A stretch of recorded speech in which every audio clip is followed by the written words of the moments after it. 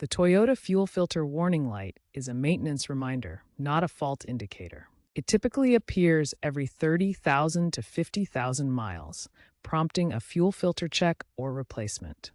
Resetting the light involves clearing a mileage-based counter. Newer Toyota models from 2023 onward often offer app-based resets via the My Toyota app using Bluetooth.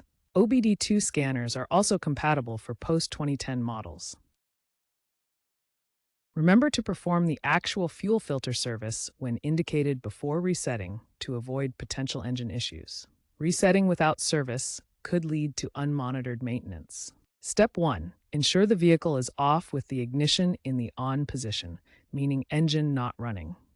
Step 2. Press and hold the trip reset button, usually on the instrument cluster, until the odometer displays 0000 or the maintenance light blinks. This takes about 5 to 10 seconds. Step 3. Release the button, then press it repeatedly until fuel filter or a filter icon appears on the display. This may require 5 to 15 presses, so count carefully.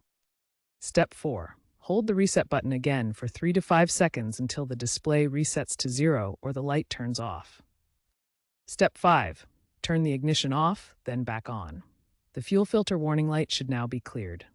Drive a short distance to verify it doesn't reappear.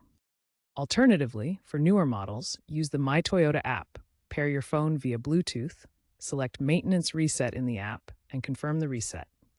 If the reset doesn't work, use an OBD2 scanner to clear specific codes like P3190. Plug it into the OBD2 port under the dashboard. Always consult your owner's manual for model-specific instructions to ensure accuracy.